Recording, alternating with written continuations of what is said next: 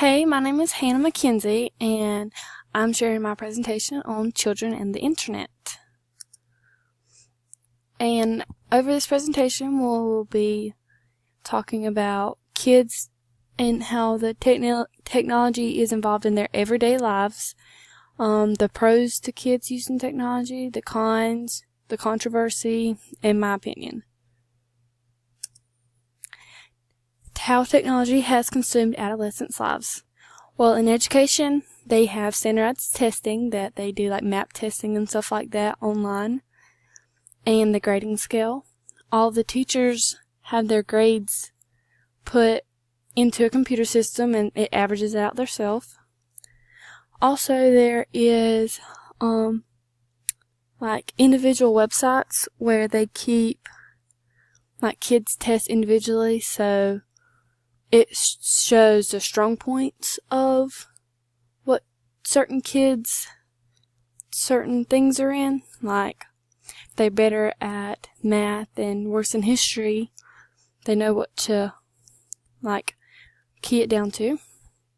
And then technology also helps kids stay engaged, which means that when they go home, they are consumed in it, like they watch TV, they play games on the iPad, so it grabs their attention because it's something they're used to.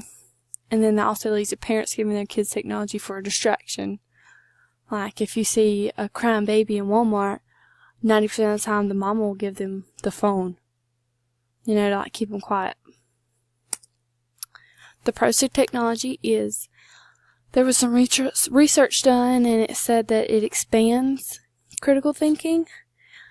Like, it makes him think outside the box, and instead of remembering how long it takes to get somewhere, it helps them remember how to find where they can have that information stored at, like Google Maps or whatever. And it's easy to find information.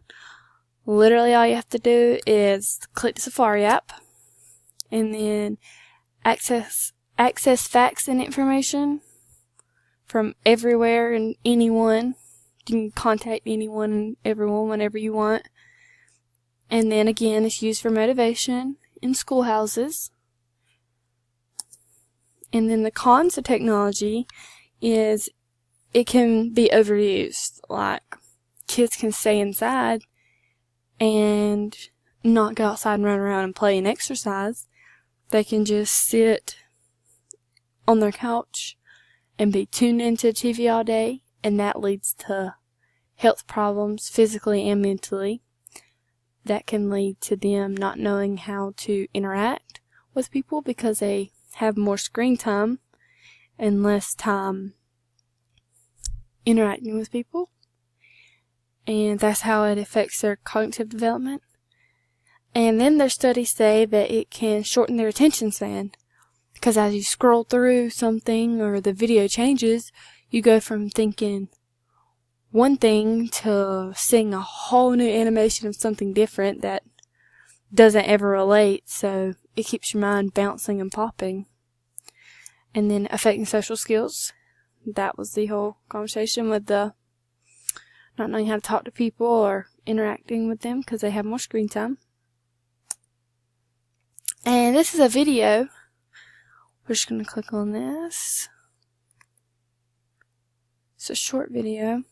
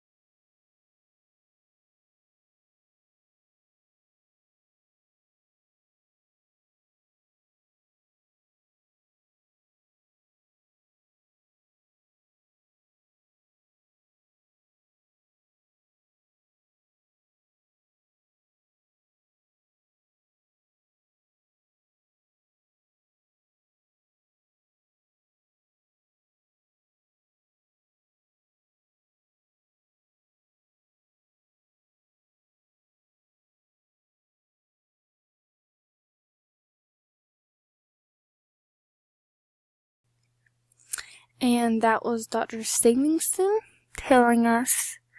informing us that the overuse of technology is not good and it does not help our children in any way, even though it does help with education and the grading system, makes it easier, and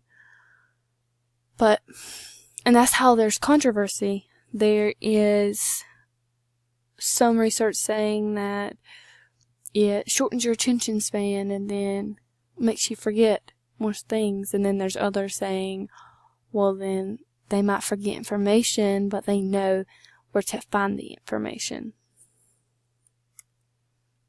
In my opinion, kids should be 18 years or older to be able to have full access to the internet. They need to be able to think on their own and not have something take control over their lives at a young age. And that's my conclusion. We just need to stay down on the use of technology for our kids and use it wisely and respect the internet and not give it so much control. Thank you.